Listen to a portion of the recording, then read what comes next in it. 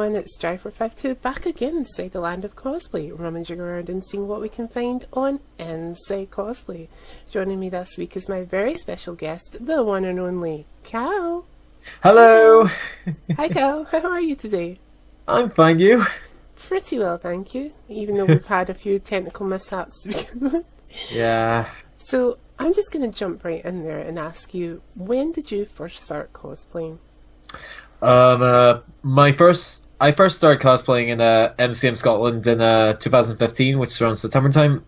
My first ever cosplay was Star-Lord, so Awesome. I dressed up as Star-Lord. Yeah, I was him for I think both days. I can't really remember, but I did have a lot of mischief, should I say, well, Star-Lord, because I crashed like anime meetings. I've been dancing around people. In fact, I nearly had people a few times accidentally, but yeah, you know, just a bit of madness here and there. Awesome. Do you still have that first cosplay, or has it since changed an awful lot? Well, actually, my cosplay's changed an awful lot. Like, I've been getting a new mask. My old one is still there. My old jacket is still in there. But, like, I've really been, like, getting more masks, more jackets, more accessories. So to say, my costume is constantly adding. It's improving. It's changing. Like, I still have the original stuff, and I think I might bring them back sometime. But, like, it's always changing. It's always improving. Awesome. Who or what inspired you to get into cosplay? Well, it's you see, I have high school friends who are like dressing up in cosplay and all that, but it's mostly like anime, video game, Doctor Who, that kind of stuff. It's not really something that I really appreciate. I still tag along with them to MCM just to like see what it's like. And while I was waiting in the queue, there was a Star-Lord cosplayer right in front of me, and I thought, maybe I could cosplay Star-Lord. It's just because Marvel was more of the thing that I like, and I really love Guardians of the Galaxy, so I thought, next year, I'm cosplaying Star-Lord. And that I did. Awesome. Is there any particular... You mentioned a couple of your friends there. Do they still cosplay to this day, or is that something that they're not doing as much anymore? There are actually still a few friends that still cosplay a lot, though a lot of them don't really do as much, but I still got friends from there who still cosplay. Yeah. Awesome. Is there any particular person or kind of like cosplay personality that in the beginning of your cosplay career kind of really inspired you to cosplay that you still follow today, that still also cosplays? And also on the flip side of that, is there anyone that you followed early on that was a known cosplayer that doesn't cosplay as much now? Really, it's just like they've kept on cosplaying, and obviously I did start from really small. I mean, the guy in front of me, I don't even know his name. I can't even remember his face very well. I would like to know who he is, but like I really just can't remember who I got the influence from. But as of now, I have been going around Instagram, looking at other Star-Lord cosplayers, and see if I can find inspiration. I've also been doing Vision as well, and see if I can find inspiration from them as well. Is there any particular really well-known cosplayers that you follow on Instagram?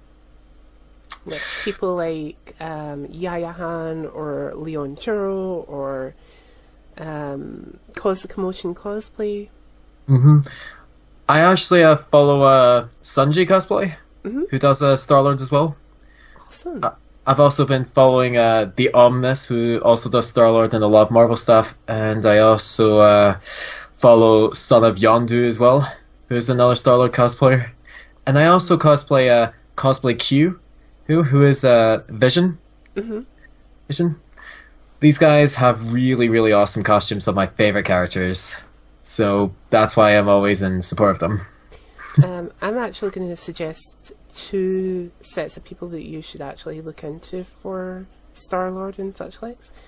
Right. There is Cause the Commotion Cosplay, who is a husband and wife team, who are really well known for doing Gamora and Star-Lord together. because the wife looks very much like the actress who plays Gamora. So she Wow. always puts herself in for doing Gamora.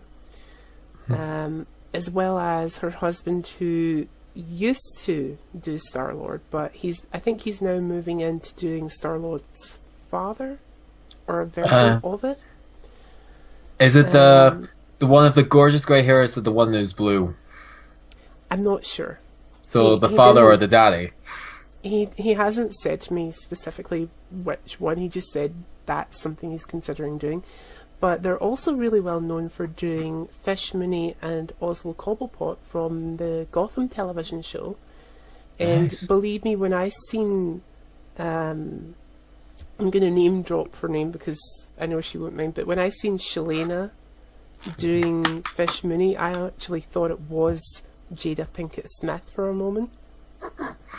And oddly enough, when they met Robin Lloyd Taylor, he thought it was Jada as well. So it's really scary when you cosplay so well, like cosplay a character so well. Actors that are in either the film or show with the actual actor can't tell the difference. Yeah, So, yay! yeah, yeah. My friend Craig, who's a Sorcerer Supreme of Scotland. You know, like We've he managed. interviewed Craig as well, and he's Yeah, very, very much like Benedict Cumberbatch. yeah, yeah. I had to think right there. Yeah, even like the actors who played it's Wong Benedict and Matt Mikkelsen. He was like he asked a friend to get autographs for him, and he showed them the pictures.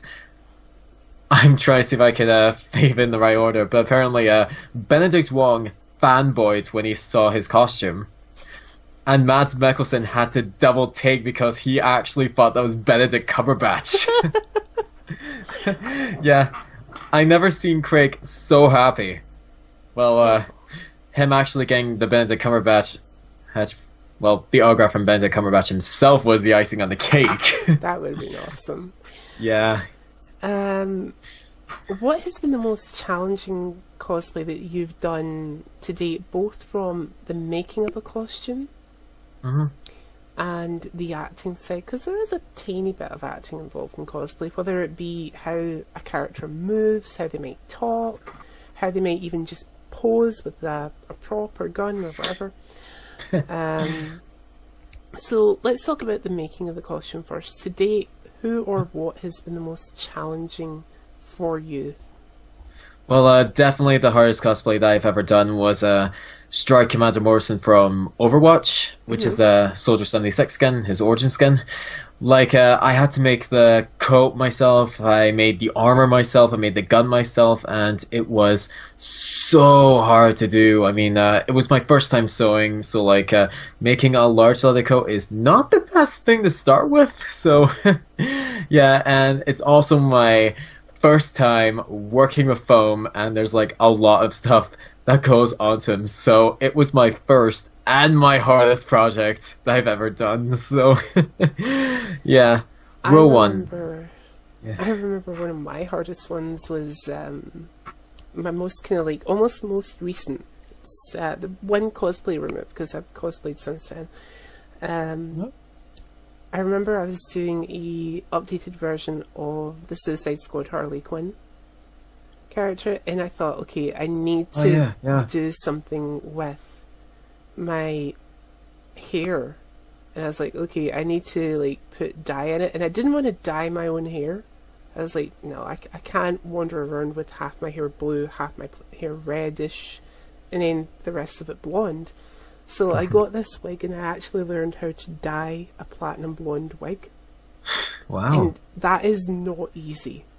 Yeah, especially the method I use, because I decided, okay, like I learned how to do it, which is you just can, a really easy method other than actually getting dye and dyeing it then, is getting like a Sharpie and just colouring it. But there's two different ways you can do that. You can break the Sharpie open and leave it to soak in water and then spray the wig. Or you can just take the Sharpie and just kind of like push it down, but you need rubbing alcohol after that on a Q-tip and smooth it out. So I did it the hard way. And I think I went through like almost 2 full Sharpie pens of blue and red. And I was like, oh my god, this is a nightmare. But it worked really, really well. Like, it looked amazing. Yeah. Yeah, I saw that. It looks so good. The only bad thing was, like, when I took it back off at night, like, the whole tips of my fingers on one hand were blue. And I'm like, whoa, how did this happen? Because I'm pretty sure the wig was dry. And I obviously, when I was doing it, I had rubber gloves on to prevent ink from going everywhere. But it's obviously a big tip there. If you're doing something like that, guys, make sure that the wig is completely dry. Like, take a hairdryer to, if you have to, for like 4 hours. So it's definitely not simple as like having 2 buckets of dye side by side and just like going one side and going the other side. No, not as easy as that. Yeah. Had I like done it the other way and sprayed it, it probably would have been a lot easier. But there you go. That's a thought for the future. So, who or what has been the most challenging for you from an acting standpoint? Well, I say the most challenging to act is as Vision, because Vision basically doesn't really express emotion. He's not really expressive, so I just have to remain really kind of stoic in a way. I mean, the movements I had to struggle with, and basically the expression of my face, I definitely struggled. And also the accent, I just sound like a terrible actor trying to do an English accent. So, I think I kind of slightly sympathise with that, because I remember having to cosplay as Poison Ivy. And that is a complete 180 from my personality. Because obviously Poison Ivy is very forward. yeah. And she has to be very flirtatious. And I remember thinking, right, I need to somehow maintain a form of masculinity around that. And how do you be like very flirtatious but still masculine at the same time? So it was very, very difficult to maintain that. And for an upcoming cosplay, I've got there's no full media representation of this character other than the comic books which he appears in, and I'm not entirely sure how much of a playful personality I can put into this character, because they don't really have so much of a personality. It's more of a they do things because they have to do them kind of thing. So that's going to be a challenge for me to do that. Plus, I might need to speak backwards. Hint, hint. So. Oh. And if Cal, if you're at Air Comic Con on the 12th of May, you'll find out who that character is. Yeah. Sadly, I won't be attending Air Comic Con. Keep an eye on my social media for all that kind of stuff. Don't worry, I'll keep an eye out. I think I can show off a teeny little thing I might be using if I can't get a bigger version. Just. Whoa.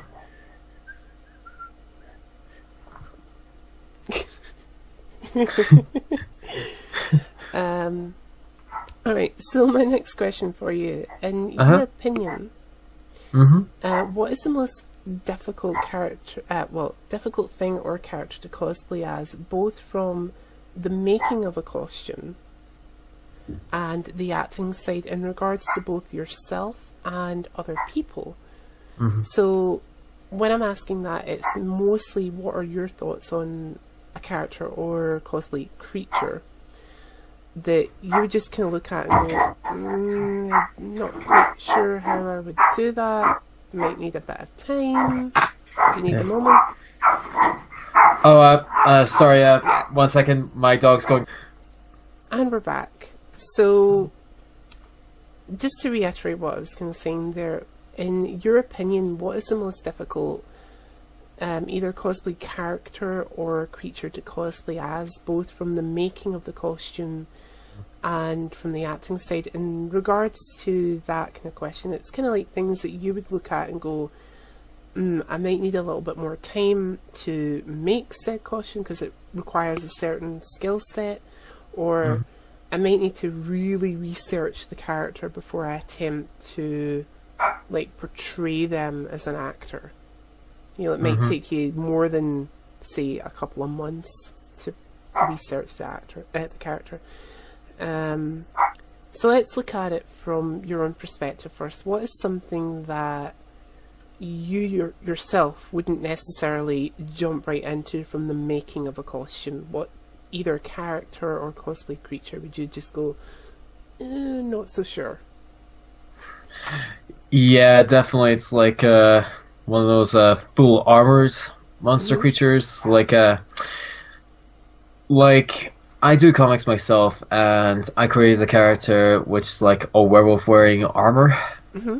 Something that is a really good cosplay for the challenge hungry, but you know, stuff like that. But like it's those huge costumes that require like another person to help you like strap it on and stuff. It's like the cosplays that I would never touch, you know. Coincidentally, do you know the I know that you sometimes get to the Glasgow Comic Cons and such likes. There's a guy who I've always admired who walks around those cons in the big Wookiee outfit. And he's also wandering around on stilts. I totally admire that guy because he must be in so much pain and so irritated. Yeah. Because not only is he in this really big, heavy, warm costume, but you're adding stilts to that, and stilts are not the easiest of things to walk on, even when you're not wearing a costume. So you can imagine how painful that kind of thing would be. I mean, you're on your feet for more than 7 hours at that point. Yeah. So I would find that very, very difficult. I mean, putting together that kind of costume for a start, that must be an absolute nightmare. Working for. I can totally see that. But you mentioned the kind of armor builds. Is that something that you're not necessarily comfortable with at the moment in terms of doing, or is it something that you've experimented with so far? I kind of did experiment with that, but like I realized the harsh realities of the long nights and the lot of materials I have to use. So, I mean, my Commander Morrison is kind of like nothing compared to like those big armors, but like I spent long nights trying to get it finished. Yeah. I can say it's something that I haven't done yet. Yeah. And it's something that I'm looking at and going, yeah, I don't have the time, the money, or the patience. Yeah. And it's not just making the costume, it's actually wearing the costume, the concept, and you're like transporting it to like another city, or you have to get someone to help you out putting on the costume. Like I have a friend who's called the Scottish War Machine. He walks around a lot of Scottish cons as War Machine. His armor is insane. It's so great. It's so detailed. In fact, a lot of people loved his armor. Like, every few steps, people were like, "Hi, can I take your picture?" Yeah. But, like, he had to transfer, like, 2 huge boxes to the cons full of armor, and he had to have a friend to help him put it on. And we also walk around him just to make sure he is, just to guide him and all that. Because, like, his sense of vision is really obscured because of the amount of stuff that's on him. So, like, it's not about making the costume, it's about wearing it. And going through the hell. Yeah. Of it. It's always the most painful costumes that are the best ones. I found that myself. I remember like the only costume I've had so far in my illustrious cosplay career that hasn't been a pain, but it's probably gotten the best reaction was my L from Death Note cosplay. And do you know the funniest thing? That is such a cheesy and easy cosplay to do. Because it is simply just a pair of jeans, plain white long sleeve t-shirt, and you're good to go. Mm-hmm. Sometimes a pair of trainers or a pair of sandals and you're fine. But I honestly thought, oh my god, I'm never going to get any recognition for this. People will just think I'm wearing ordinary clothing. I'm not a character kind of thing. But luckily I did have my Death Note prop and I was like carrying it around like this. But it really got the biggest reaction out of any of the costumes I've done before it, with the possible exception of my classic Harley Quinn look. But yeah, I was really surprised to see that, because I didn't think a lot of people would know what Death Note was, let alone recognise a character from it. Actually, I have a little funny story about the Death Note. I was at a con yesterday, and there's a guy holding a Death Note and says, "Hi, could you sign my autograph book?" I knew what was going on, so I was like, hey, just give it to me. So, in character, I wrote Michael Bay, because I was Star-Lord yesterday, and because he was like born, because he left for space in the late about 1988. It was about the time where Transformers and the Teenage Mutant Ninja Turtles were really popular. So like, and Michael Bay was directing those reboot films, and I just have to put it in. Funnily enough, what did I sit and watch yesterday before leaving the house? The first Michael Bay Teenage Mutant Ninja Turtles movie. That is a sin. That's a sin. Technically, it's not a sin because it's a different incarnation of the Turtles, and I'm a big fan of the Turtles. Yeah. And to be fair, the day before I watched the original 1980s, 1990s movie. I think it's most likely 1990s, I think it's late 1980s, early 1990s. Maybe. Who knows? Put it in the comment section down below if you know, guys. Down there. Please do. Solve this possible question. I don't know. Yeah.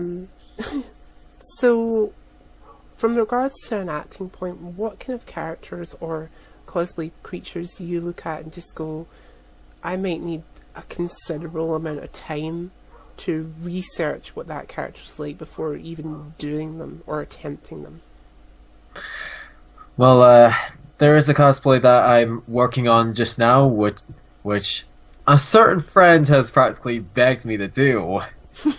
Yeah, it's Caecilius from Doctor Strange, and it's always been a struggle to study his character because, like, you see, in villains, you always need to research why they're doing it, why they're willing to do bad stuff, and it's always hard to understand, but always the most interesting to know. And Caecilius is that kind of character. So, like, I'm currently working on him right now, and right now I'm trying to struggle through understanding what his character is like and how I can bring that character to life. And not to mention the Mickelson accent, so... Good luck with that. And yeah. We hope to see something from that on your social media accounts at some point. We'll be keeping an eye on them. Hopefully by Granite City, because that's where I plan to hopefully Granite City. Although there's a slight possibility I might debut him in a free comic book day in a few weeks, so hopefully I'll be able to debut him then. Fingers crossed. Fingers crossed. So my next question for you is the same question, but let's flip it on its side and say it in regards to other people. Let's say I come to you, for instance, and say, okay, Cal, I'm looking to do a cosplay that is practically Man-Bat from Batman. And I Wow. want to have extendable wings that like extend out and also fold back in again. And I have no idea how to do this. I'm basically coming to you for your help. What would you advise me to do in regards to something like that? Well, personally, I would recommend to a person I know Hmm. because I think I'm not the best guy to come to in terms of trying to create wings for a costume. Well, But it like doesn't necessarily have to be wings, but that's just like an example. If I come to you and say I'm thinking of doing a costume like this. yeah. Yeah, when it comes to costume making, prop making, I'm still a bit of a novice when it Hmm. comes to it. I'm still beginning. But there are a lot of people I know that can make amazing costumes, and a few of them I know actually incorporate wings into the costumes. Hmm. So like, it's if a friend came up to me and is like, "Hey, I want to create wings for my costume," and I'm like, "Yeah, that's great. Here's a few guys that I might recommend. So here's a list of guys. Follow their Instagram. Maybe you can message them. They won't bite." So Awesome. yeah. Um, also on that note, guys, there are multiple videos on YouTube and some people who even do costume making live on Twitch. Go Uh-huh. check them out and don't be afraid to ask them questions in their comment sections or in their Twitch feed because they will answer. Cosplayers are among the worst people when it comes to keeping secrets. Like they're as far as like making costumes go or helping you out in that regard, cosplayers can't keep secrets. We have to and will tell you all of the tricks of the trade. Yeah. Yeah, the cosplay community I've been in was is very excitable because like everything we work on, we're just so excited about it, and we Yeah. just literally can't help ourselves but reveal it to other people. Do you know the funny thing? I recently did a poll on, I think it was both Instagram and my cosplay Facebook page, and I asked people, who would you rather me cosplay as? Black Siren, like a gender bent Black Siren, Alright. or Hiccup from How to Train Your Dragon?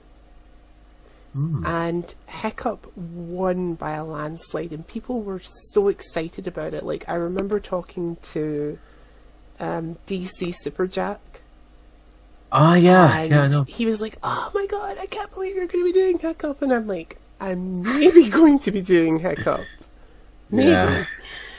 Um, and when that kind of fell through, and I had a funny feeling that it would fall through because Hiccup requires specific materials which are not easy to get a hold of, Mhm. where I live anyway.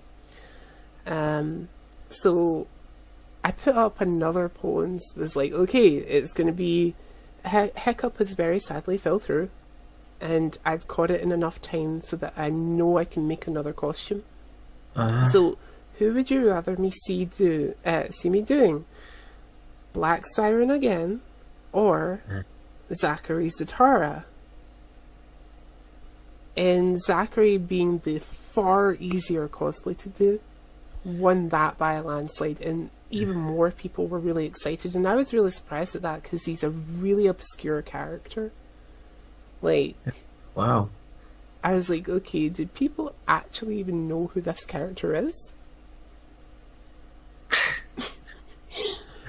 Um, I don't even know who the character is.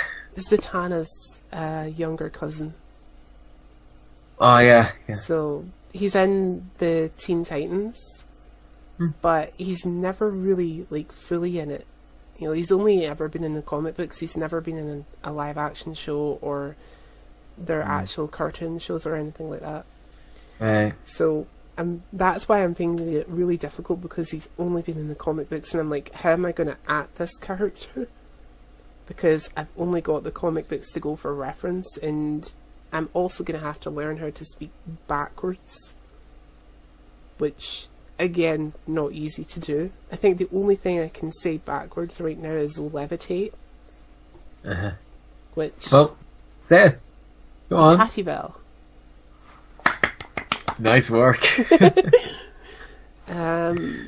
I think open the door before. I think it's open the door before me, or open the hatch is Hecta Sirinipo. You have talent. You have talent. I'm trying to work out one from the Justice League Dark movie, which is the first time when we see Zatanna on stage and she makes 3 elephants disappear. I know what it is forward, but I'm struggling with what it is backwards, so I'm not going to say it backwards. But she says it's a terrible act, vanish. And I can't quite get it yet. I'm practicing on it, but it's not easy. Mm-hmm. Not going to try it because I completely screw it up. But yeah, so let's talk about the acting side. I mean, let's say I come to you and say, okay, Cal, I am looking to do a character like Green Goblin or Loki or the Joker. You know, one of those characters that's really larger than life. Very, very out there and garish and whatever. And let's say you know the person who's coming to you to be a very quiet, to themselves type of person. So this is a complete leaving the area of who they are as a person. What would you advise them to do to prepare to be Loki, the Joker, Green Goblin, whoever, you know? A Jack Sparrow even. Right. Let's just say they might have exciting memories. What happens if they think of those, think about what is the most exciting thing that happens to you? What is the most larger in life thing that happens to you? And just like try and see if you can incorporate these feelings into your cosplay. Awesome. Something like that. Kind of like Awesome. method acting. Yeah, it's method acting. Let's say they come to you and say, well, I'm going to be doing the Joker and I want to try and capture the essence of Mark Hamill's voice or Heath Ledger's voice. What would you recommend to them then? Well, to research voices, I think the only thing to do is like listen to them, maybe like look up some voice acting tutorials online. In fact, there are so many people who have impersonated those voices, and they might serve as good inspiration as well. Because like no two voices are exactly the same. It's only like how you speak, it can be the same. And yeah. So there are many different types of Comic-Cons that we can go to throughout the year. You've got your big once a year ones like your London MCMs, your Edinburgh MCM. Well, I don't think Edinburgh has an MCM, do they? They have a Comic-Con, which is why I went to yesterday. Is that only once a year though? Or It's once a year. Okay. So you have your events that are once a year, and then you have your smaller, more local ones that are mid-range from being not exactly massively big, but medium size.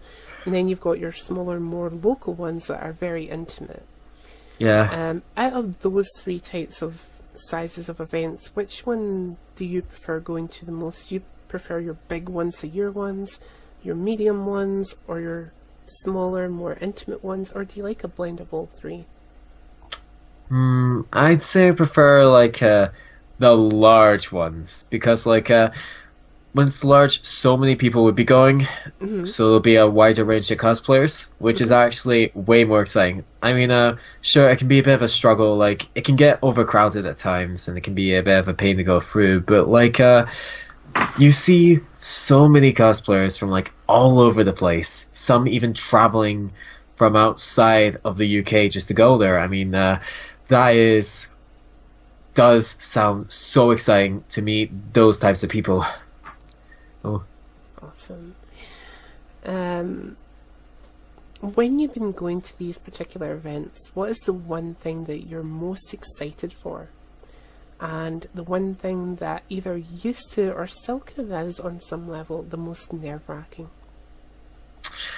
Well, well, it's actually just one thing that is both a positive and a negative. You know, like it's both exciting and also nerve-wracking as well. Is basically seeing the people that you've seen before or at the cons. It can be a bit of a. It's actually quite fun to hunt them down and see if you can find them, but like, but like once you do find them, you always have these thoughts like spiraling in your head. It's like, oh my god, I'm just gonna give them a hug. It's like, oh no, do they remember me? And all that. I think that's what I'm going to be like feeling very well. The next time I'm at a Glasgow Comic Con, I'll Yeah. be feeling that kind of, oh my god, will these people remember me kind of feeling, and I'll explain that off camera. Yeah. But I remember going to like my most recent one in Glasgow, and I'm going to name drop here, but Okay. Lord Blair and his girlfriend, I can't remember her screen name, so we're just going to call her T for the moment. Yeah. They were at this same con, and I was doing like I said, my updated Suicide Squad look, and I heard somebody screaming, "Jai!" And I'm like, there's lots of people here that I know and have interviewed, so I'm just gonna keep walking. And the next thing I know, I hear somebody running, and I'm like, I'm just gonna keep walking because I'll move to one side. And then, boom, arms around me, and I'm like, holy crap! And I kind of slightly turn to see that T is like got me almost in a vice grip, Wow. and I'm like, oh god, woman, you scared the living F out of me. And she's like, oh my god, I love your costume, and I'm like, thanks.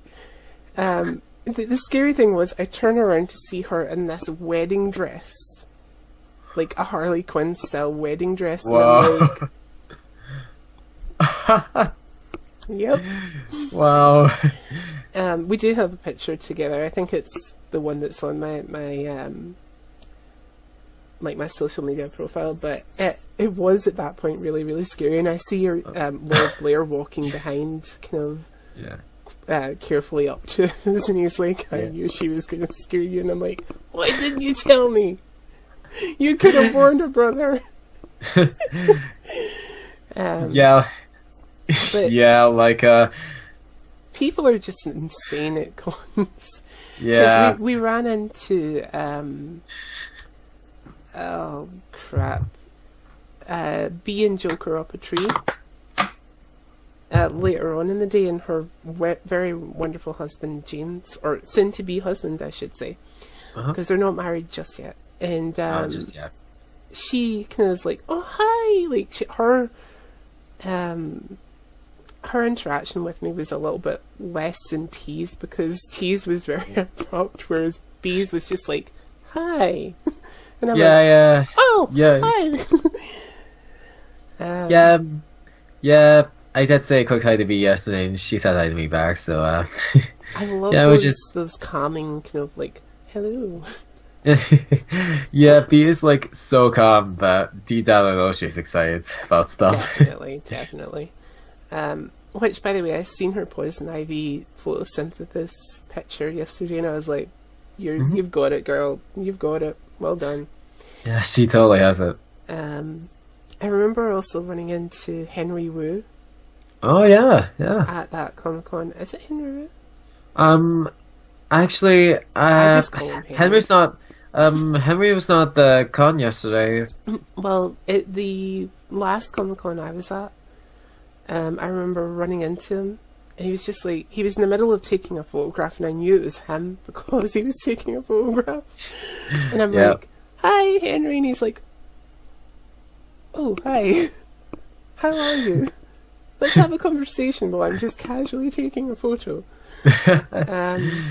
But, craziness ensues. Yeah. I think for me the most nerve-wracking thing has to be fan interaction. Yeah. I'm always really cautious when interacting with fans, because you never know whether you're going to get somebody who realizes it's a cosplay, or somebody who is like such a hyper fan of that character that they Yeah, can't make the distinction that it's not the character in front of them. Obviously, when it's a young kid, you play into it. yeah. You know, I and u- yeah, it's I so do that a easy to lot. do that. Where I've had a couple of interactions with adults that can't make the distinction. You know, they think it's the character speaking to them, and Wow. it's like, you do know that I'm a person in a costume, right? And they're like, when you try to explain that to them, they're kind of like, but you're not. You're that character. And it's like, this is makeup. You know? Yeah. Have you had any interactions like that yourself that have been just like, how does this person not get that I'm not the real Star-Lord or the real Vision? I do get a couple of those from adults. I get a lot of that from kids, bear in mind, but like, it's very, very rare for that to get that kind of response from an adult. I think it happens like once every 3 cons or something, but Well, I'm well overdue for one, so I might get one as Zachary Zatara. Let's talk about cosplay with children in particular. Like, we kind of mentioned ever so slightly there about interactions with children. What has been your most favourite interaction with a kid while you've been in costume? okay, let's see. I'd say my most favorite reaction was when a kid mistook me for Ant-Man instead of Star-Lord. Yeah, that was my favorite reaction. I mean, a lot of kids, they do recognize me as like Star-Lord and like yeah, no that. But I do get a few kids. It's like Ant-Man. Like, Yes. yeah, yes, I am Ant-Man. Yeah, just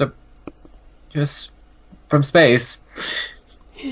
Is there any particular cosplay that you do that you feel gets more of a reaction from a younger audience? In terms of a younger audience, I'd say Star-Lord. But like in terms of like older cosplayers, I think Vision gets the most reaction. Awesome. Mhm. I found like this is something I found really interesting. When I did Elle from Death Note, I got a reaction from two little girls. Like I just come off stage from doing the masquerade, and two little girls ran up to me and they're like, "Oh my god! Like, can we get a picture with you?" And I'm like, "I'm really surprised that either of you know who I am." And I was like, "Yeah, sure." And the first one could have been like, she was probably level with my shoulder, like in terms of Wow. height, and that is pretty tall, you know, for a kid. Wow. But then I was kind of like hunched over at the same time, so like her being level with my shoulder probably didn't really mean much. She's probably more in line with my elbow. But Aw. I was really surprised that they knew, and like the second little girl was a lot younger, and I was like, how? Like, Death Note, even the anime is like a rated 12 or something? Or PG? It's a 15, I think. Well, I was still like, how? Like, the older one, the taller one, I get it, but her? Yeah.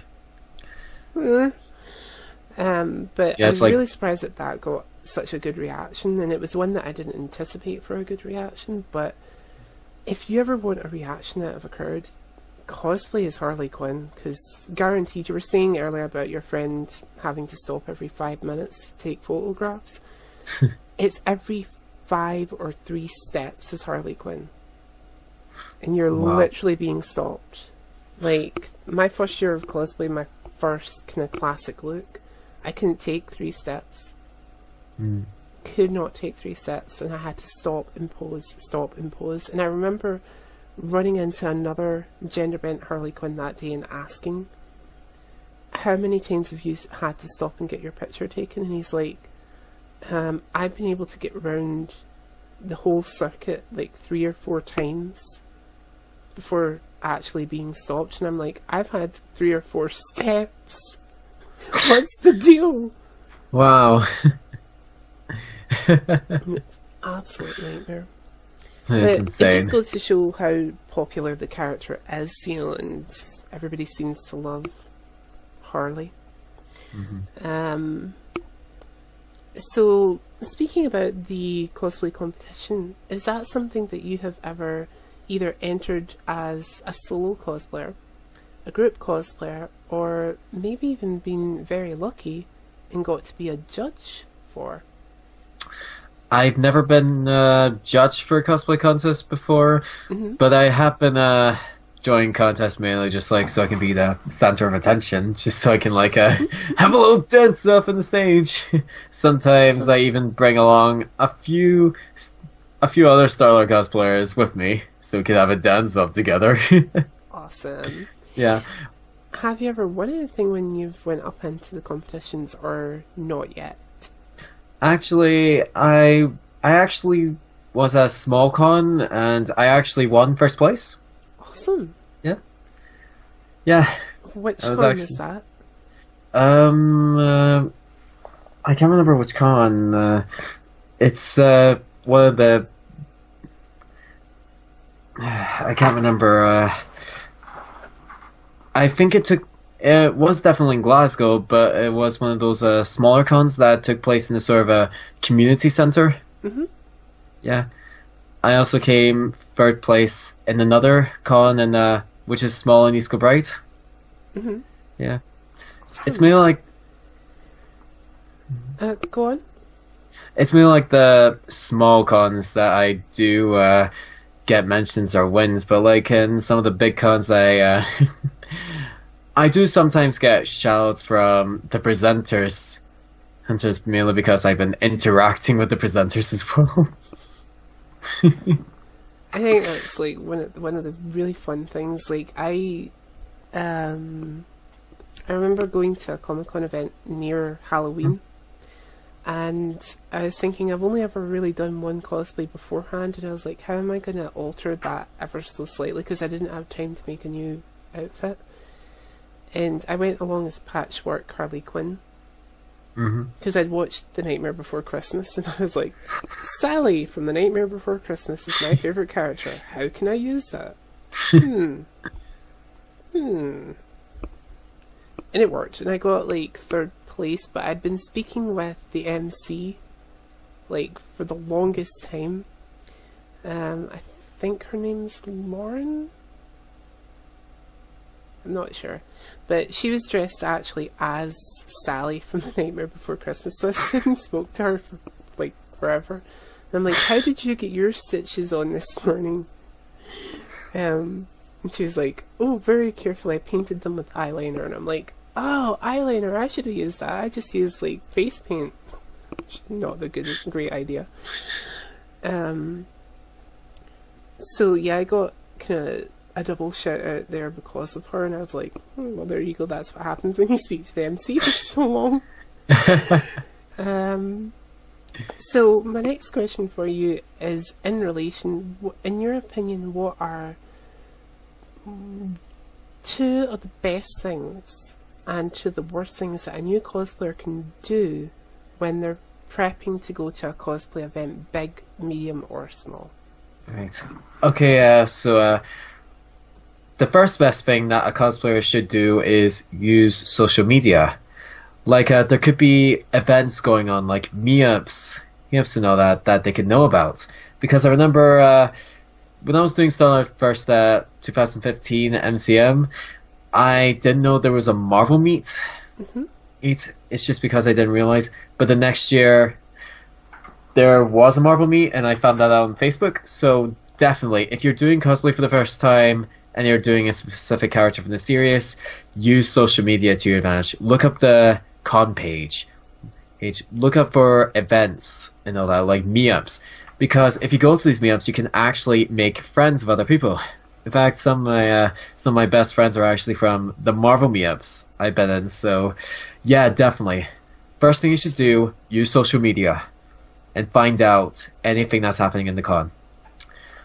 My second my second thing is basically ask a friend to help you out because if you're doing something yourself, you'd obviously need someone to help you. You need a second pair of eyes, you need a second pair of hands, you need a second voice, someone to help you and someone to support you. Because obviously, Sorry, I was just checking something in the background there. it's okay. So obviously, having a bit of support would actually help you. It would help you raise your confidence, and that confidence would actually show in a con. So, and it's also a good idea to travel to a con in a group as well, because obviously, it's not the best way to get lost in a con alone. No. Yeah, yeah. So, but if you do need to separate some time, keep each other in contact. Like, have them on Messenger, have their numbers, anything, and just arrange to meet up somewhere if you get lost. And now for the worst things to do. Worst thing number one: don't do. Okay, sorry. That's right. Yeah, don't buy up more than you can chew in a costume, because I actually made the mistake doing my Commander Morrison costume because the costume has a lot of detail. It's you can't really find the costume but unless you're willing to shell out so much money. So I thought maybe I can make it myself. No, it actually turned out great, but it was a nightmare to do. I mean, at first I was going to do it for an earlier con, but then I didn't manage to make it. So 5 months later, I actually managed to complete it. Yeah, so if you're making a costume for a first time, please give yourself plenty of time and don't expect to finish it on time. I would say, I'm just going to add to that and say, give yourself upwards of a month to 2 months in advance. Yeah, when that's doing costumes. At the very least, if this is not going to be a costume that you're going to be wearing to maybe 1 or 2 cons, if you're going to be wearing it more than once, then definitely give yourself a lot of time to work on it. I've known people who have started work on a cosplay, say maybe half a month before a con, and they're in their hotel the night before a con, working on the actual Comic-Con costume themselves. Somebody I know personally spent the night before, all the way through the night, sewing a costume, and when it came time to actually go to the actual event, she's like, oh, it's not finished. Oh, it's not finished. Oh, it's not finished. Just even though the costume, looking at it, it was finished, but she was convinced that it wasn't. Yeah. And I think in that sense, we're our own harshest critics. We always tend to think we're not finished when we are. But yeah, just give yourselves plenty of time, guys, because the con will creep up on you like nothing else. That's why I was able to change from doing Hiccup to doing Zachary Zatara, because Zachary Zatara is very easy to do, whereas Hiccup, I would need to have sent out for the fabric, and there was no guarantee that it would be here in plenty of time for me to make what I needed to make out of the costume. And that would have taken a heck of a lot of time to get it fitting me correctly. Yeah. So. Yeah, and take it from my experience as well. It was my first time sewing a leather coat, and my sewing machine needle snapped a few times because I had no idea what to do. The horror! The horror! Yeah, I always end up having to buy more leather needles, which is really annoying. So yeah. It's not an easy, or a cheap, should I say, hobby, cosplay. No, there's not. Another thing that I want to say, just in terms of prepping and getting ready to go to an event, when you're getting ready to go to an event, guys, make sure you know the location. Yeah. Cal just kind of slightly mentioned about being in a group. That is always a really good idea, because then you're not getting lost. If you do get lost, make sure that the location is something that you can easily call up on Google Maps and just go, Uh-huh. oh, the train station or the bus station or whatever is here. Uh-huh. Likewise with your hotel, and if you do get lost, there are normally con officials, like people wearing staff t-shirts or whatever. Uh-huh. Go up and ask them and they'll direct you to where you need to go. Yeah, they're always willing to help. And 9 times out of 10, I always feel as if they should be dressed as stormtroopers, but Yeah. that's my opinion. Moving on, let's talk about age differences, because we spoke a little bit about Uh-huh. kids and such like there. So, one of the things that when I first started cosplaying, I didn't really fully know what cosplay was or what age groups to expect. So I tried to research it, but research cosplay as much as I possibly could. And any kind of reference point I was getting was predominantly from America, Uh-huh. because obviously cosplay is still a relatively new thing here in the UK. I mean, it's getting more and more exposure, which is great, Yeah. but it's still relatively new. Yeah. Yeah, I definitely agree. So everything I was getting was coming from America, and what I seen was teenagers doing it, early to mid 20s, early 20s to mid 30s, really, I should say. Uh-huh. Yeah. And then there was the occasional family picture, which was mum, dad, children. But the mum, dad, children ones really looked as if it was just they were standing there getting their picture taken and off to a costume party kind of thing. Yeah.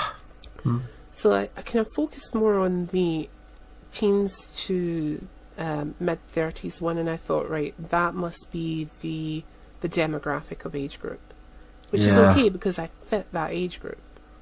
So I can walk up to somebody at a con, and if it's the same age groups as I'm seeing here, I can go, comic books, and have them say comic books back to me, and I'm going to be like, comic books.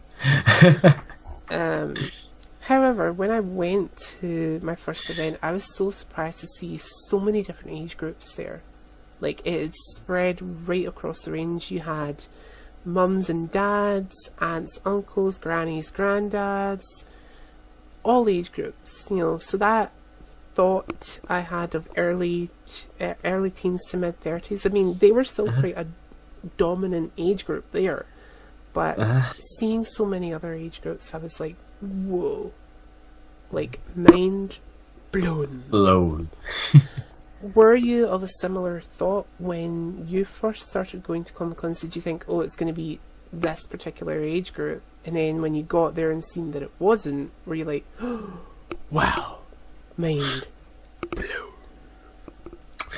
Well, actually, I know that there are a lot of people who would dress up in costumes no matter what age they are, because no matter what, they're still a little bit of a child inside of everyone. That's what I believe. So, yeah, it doesn't really surprise me that much, but it's always a great sight to see so many people of different ages doing costumes. It's always great. It's always great. Awesome. Now we kind of slightly touched on whether or not you do a particular costume aimed to a certain age group. So we won't really need to speak too much about that. But what I am going to ask you now is, when you do you do particular cosplays that are close to your own personal age, or do you just tend to think, I like the character, I'm going to do that cosplay?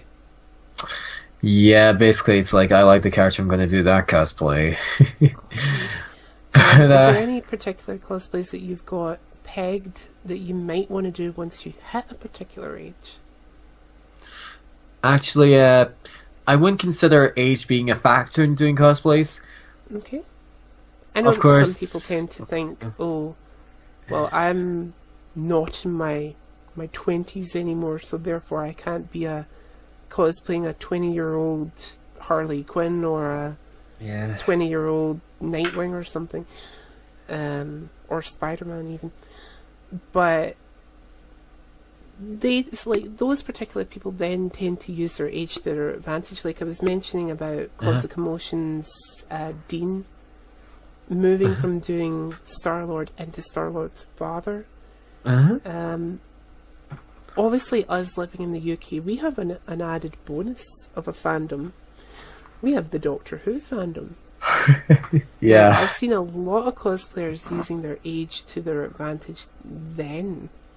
Is that something that you might look to do yourself, or do you just tend to think, it doesn't matter? Age doesn't matter to me.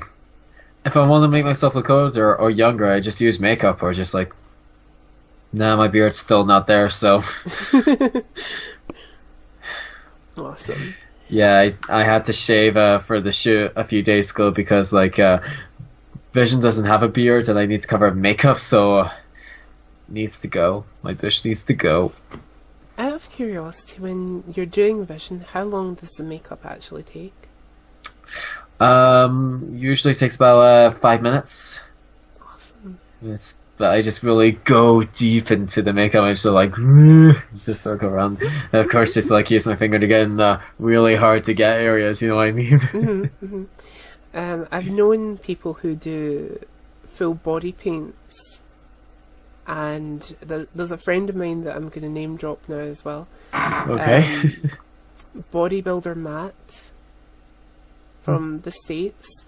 He's done James Cameron's Avatar before. And there's one time when he did it without, like, an airbrush, which took him upwards of 5 hours to get his full body blued up. And then I think an additional hour for, like, little whatever's on his body. Wow. And then when he finally got an airbrush, he was like, it's so much faster. It takes me upwards of just an hour to get blued up, and then the little dots or whatever on, and I'm good to go. So a little under 2 hours, and I'm like, that is such a time difference from close to 6 hours to 2 hours. Holy crap. Yeah. Yeah, like 6 hours is like a full con day. I mean, wow. Well, he was up at 9 a.m. that morning, and the con... Sorry, he wasn't up at 9 a.m. He was up at 6 a.m. and the con wasn't until 11 a.m. So, very, very long process, and you can imagine they would be like by the end of the day. Okay, so let's move on to every cosplayer's pride and joy as well as their nightmare. Props. Props. Now, props come in three categories for me, but 2 main categories and 3 subcategories. So your 2 main categories are: it goes to a Comic-Con, it goes to a photo shoot, and this would be a photo shoot not at a Comic-Con. Yeah. And then the 3 subcategories: oh my god, this prop is massively large, I can't figure out how I'm going to get it out my house, let alone to a photo shoot or a Comic-Con event. This prop is medium sized, it's going to be easy to get out of the house, semi-easy to transport, but will annoy me if I have to carry it for 7 hours plus. And then lastly, oh my god, this prop is so small, it's so petite, it's wonderful, it fits in my pocket and I'm good to go. So when you're doing a photo shoot, obviously costume permitting, which out of those 3 sizes of Comic-Con, well, props, are you more inclined to take with you to a photo shoot? Again, obviously, depending on what costume you're doing. I mean, obviously it really depends on the character I'm doing, because when I do costumes, I really want to get the best out of it, or just like what I can do best. But like, see, for the photo shoot a few days ago, I made my friend a staff. It was an absolute nightmare to get transferred. It was horrible. I mean, I think my friend would have to take it apart in order to get transferred again. So, yeah.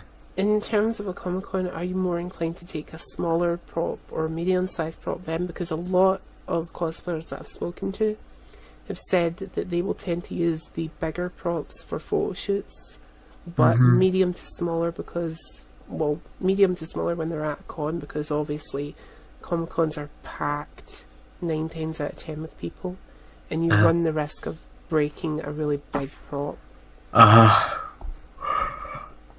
Oh, sorry. That's fine. Yeah, definitely medium to small size props, because obviously there might be a lot of restrictions on props, like you can't have anything above 150 centimeters. Yeah.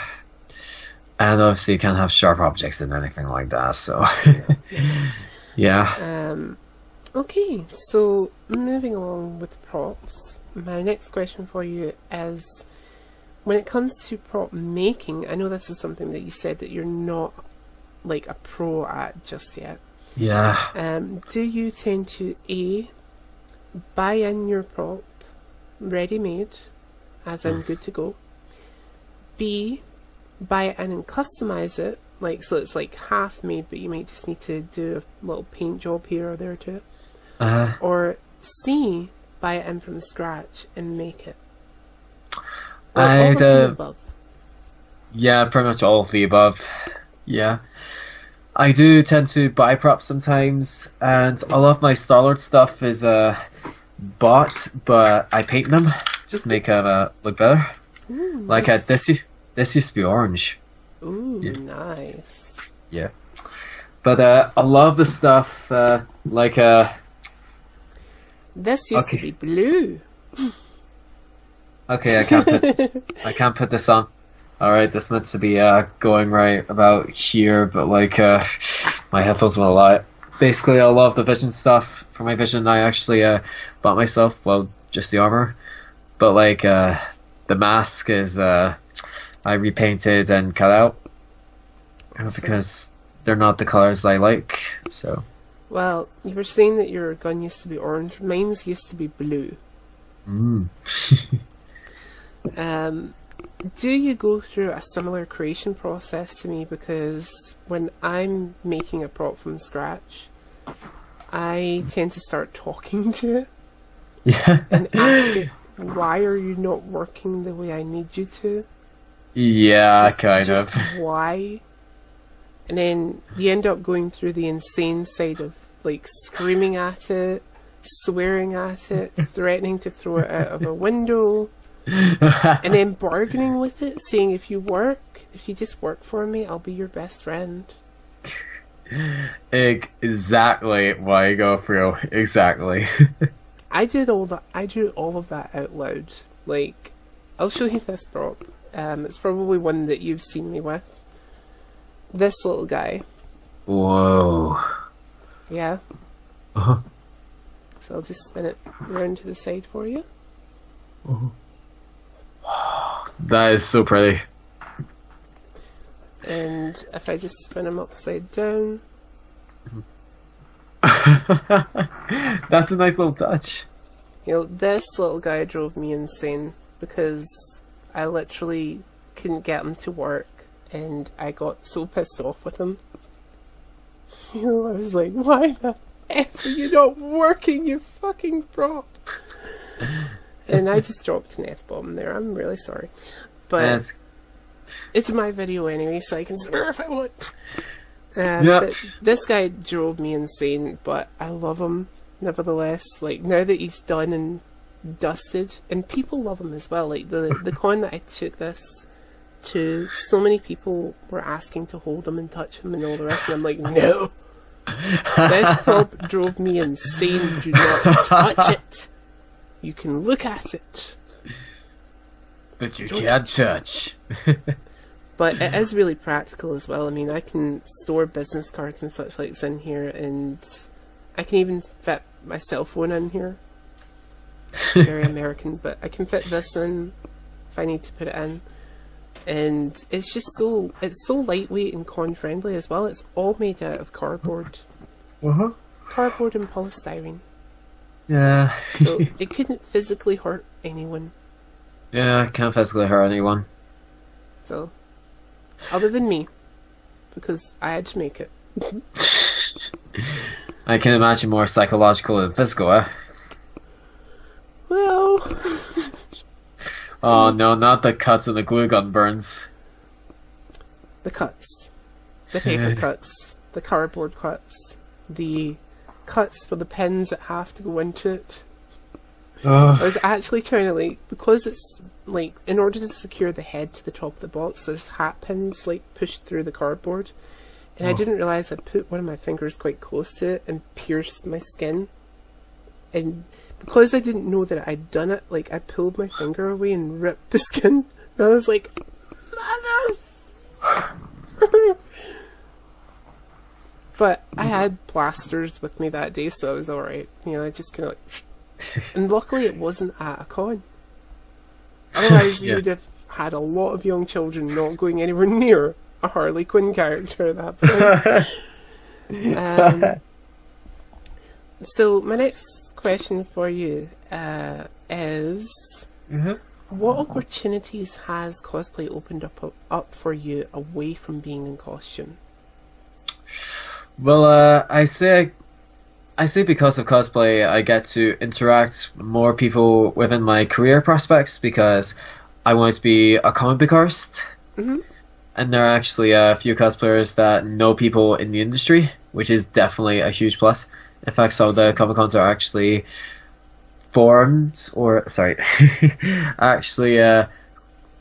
created by comic book artists or writers, which is a really huge plus for me. So it's really just like the interaction of the people in the industry that I want to be a part of. That's definitely a huge plus for me. It's always something that I've always wanted to get into myself. I mean, I don't sit down and draw as nearly as much as I probably should, but I've always wanted to write for a comic book or write my own comic book, but it's finding the time to do it. Because, as anyone will tell you, Jai's schedule is just so insane. Yeah, I can totally tell. But it's really, really good that you're getting the opportunity to do that. I mean, I remember first Comic-Con I went to, Jamal Engel was there, and he's one of the artists from DC. I spent more time speaking to him than I did anybody else that entire con. Like, there's a video of me at that con on my YouTube channel somewhere, and you'll find that I've spent a good 40-something minutes talking to this poor guy. I just, like, cornered him and was like, you're going to be on camera. You cool with that? You're cool with that. Good. I bet he really regrets coming to the UK, and he's never been back over since, to my knowledge. Oh, no. So, but we love you, Jamal. You're awesome. We love your work on Supergirl. We've loved your work on various other comic books. You know, you're fantastic. Come back, Jamal. Please do. I promise I won't corner you. I'll corner somebody else from DC. Bring some other person from DC with you and I'll corner them. So my next question for you is, who are your next 3 cosplays going to be? So somebody that you're going to be at your next event, somebody that you're currently working on that we might see later in the year, and somebody who you're thinking about that we might see end of 2018, beginning of 2019. And that is so terrible because I had to check what year it was. Not passing any health tests, if you ask me. So, who are you going to be at your next event, first off? My next event, I'm going to do 2 cosplays at Free Comic Book Day. Actually, no, that's a lie. My next event is at Fountain Park in Edinburgh. Awesome. I'll be doing some promotion for the Avengers Infinity War film in the Disney World. Yeah, so I'm going to be Viz for that event. Going to be Vision. And who is somebody that you're currently working on that we might see mid 2018? I'd say I'm working on Caecilius and Soldier 76, the original skin. Awesome. And somebody that you're thinking about that we might see towards the end of 2018, beginning of 2019? Actually, it's a bit hard because I like to keep some cosplays under wraps because they're like huge surprises. But like, let's just say like 3 people that you're possibly thinking about doing, or 3 characters that we might get at some point. They're not to be confirmed, you know. Yeah. I mean, to be honest, I kind of like to keep a secret, but like, I've always been okay. Going back to the Ninja Turtles, Hmm. I actually am interested in doing Shredder. Awesome. Yeah. Well, the original cartoon Shredder. Uh-huh. I wanted to do, yeah. Awesome. So we might see a shredder at some point from you. Yeah, we That's might. nice. There are also a few cosplays I'm keeping quiet about, so trust me. It'll be Okay. worth the wait, though. Awesome. We'll need to keep an eye on your social media stuff for that. Yeah. My last question before we do our roundup would be, Mhm. what advice would you give to somebody who is new to cosplaying but doesn't know quite where to start? What? All right. What cosplay is all about is bringing a character that you love to life. So find a character that you love the most and see if you can go about bringing that character to life and see how much you can express that love to other people and to show that you are in support of the character and maybe you can find other people who love the character as well. Some You can't get any better advice than that, guys. Yeah. So, if guys you have any further questions for both myself or Cal, there is the comment section just down there, completely down there. Um, Put in a question that neither myself or Cal will do our very best to answer it. Uh-huh. Also, don't forget to give this video a thumb, because we love our thumbs. Also, guys, don't forget to subscribe to my channel, where there Uh-huh. is plenty more interviews with other cosplayers, people like Lord Blair, for a start. He's nice. Cosmic Motion Cosplay, You have to check them out. and also some people that you might know in the case of, let me see, there is a little guy called Chris Villain kicking about on my channel somewhere, as well as Milk Jam Juice. She's also kicking about on my channel. And who else? Who can I drop in it? Titan Cosplay. So definitely go and check out the interviews, guys. There's multiple people on there that you will find extremely interesting, extremely informing. Also, guys, don't forget to check out my gaming content on the channel. We have a full Let's Play of Telltale Game of Thrones. We are currently trying to get out the Injustice 2 storyline with Lord Blair. Yes.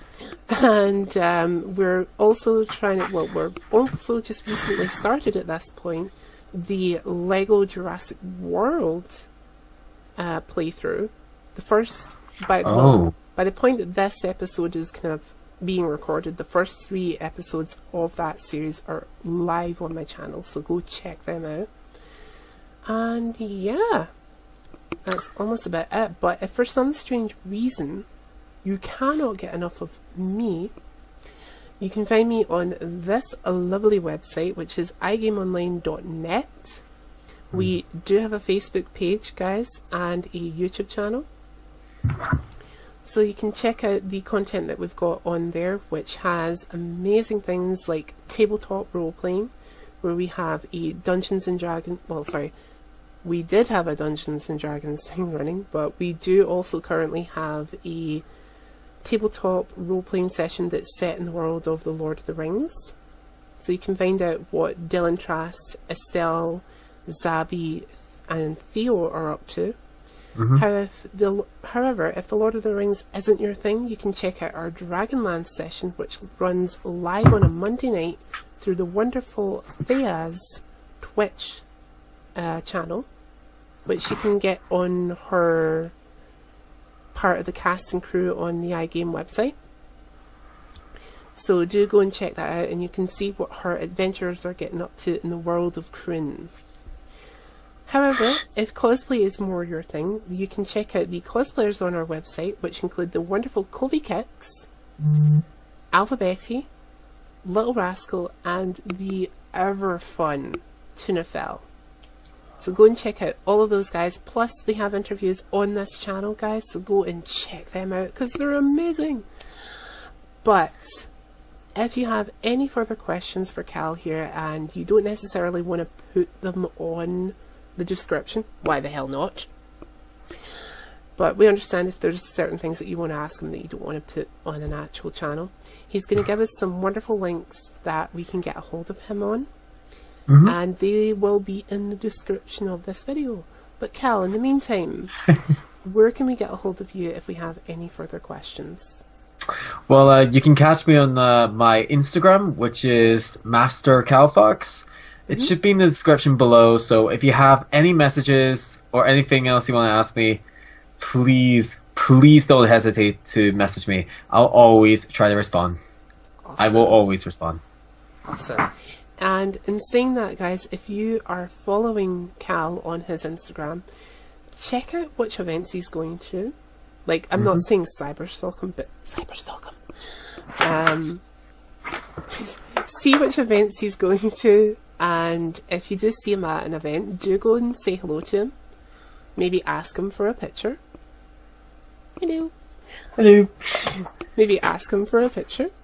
And Maybe. I don't. Who knows?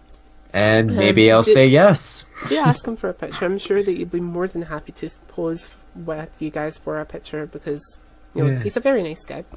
Also, support him on Instagram because he likes his support. He likes the little hearts that Instagram gives. Please.